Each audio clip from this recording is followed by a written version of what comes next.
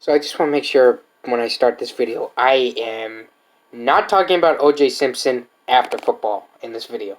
I'm just going to focus on his sports career. All that stuff that happened afterwards, that's all. Just bear with me with just football. Okay. So in the title, I have said that I think he is the greatest 2000, the greatest of the 2,000-yard club, and I will now tell you why, and I hope you understand. I hope maybe I convince you. And again, I'm only talking about OJ in football sense, not OJ trial, you must acquit, all that stuff. So in 1973, OJ Simpson became the first player ever to rush for 2,000 yards. One of the biggest things is this: he did this in a 14-game regular season. This was before they added the 2 games on to the regular season. What makes this so significant is that I went ahead and checked all the rest of the 2,000-yard club members, and I took away the last 2 games of the season for all of them. They all played in 16 games. What I found was that, I wrote it down here, Eric Dickerson ran for only 1,792 yards. Barry Sanders ran for only 1,731 yards. Terrell Davis, but there's a knock on Davis also. Terrell also ran for 1,801 yards. But one of the knocks is that he also suffered from migraines, so sometimes he'd have to come out of games. And with that, he sat out a total of 4 quarters, so basically an entire game in the season that he rushed for 2,000. So if he plays those 4 quarters, he actually may have been able to break Eric Dickerson's record, because there was games where Mike Shanahan would just take him out, and he's even quoted as saying much in when he did the America's game for the season they won the Super Bowl. So bear that in mind. Chris Davis ran for only 1,200. Excuse me. Chris Davis only ran for 1,727 yards. Adrian Peterson ran for 1,812 yards. Jamal Anderson only ran for 1,747 yards.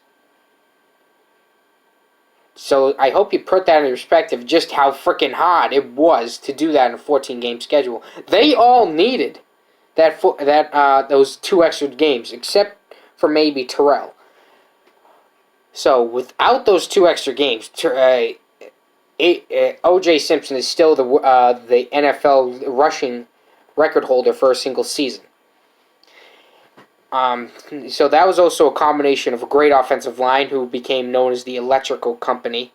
I think that was the nickname. So if I'm wrong, I'm wrong.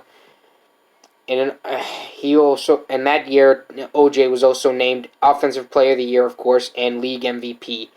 They went 9-5 and surprisingly didn't even make the playoffs, even though they ended the season on a 4-game win streak. Their quarterback actually only threw 167 passes, I want to say, and he only threw 4 touchdowns the whole year. So basically, he was the whole offense.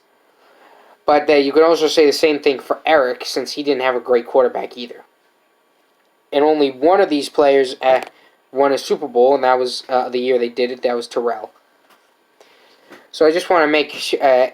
And even though Chris Johnson ended his season with 11 straight games with over 100 yards, he still needed those 2 games. So in reality, if he only played in a 14-game regular season, he would have had only 9 straight games. And then the game that really would have hurt him was the one they got shut out 59-0 to the New England Patriots. So, I mean, you tell me who's probably the greatest of the 2,000-yard club. I mean, you're screaming at me. It doesn't matter. It's a 16-game regular season now. Deal with it. How do you think people felt back in those days? They were saying, they would be saying the same thing I am right now. The only reason that guy broke that record is because they had the extra games. And that's how a lot of NFL records have been broken, because, as I said before, when the the reason why Dan Marino broke the half touchdowns record is because he had those extra 2 or 3 games. The same goes for all these guys. It's because if they don't have those extra 2 games, they don't get to 2,000 yards. So I hope you like the video, and I hope to I'm hoping to make more and better ones in the future.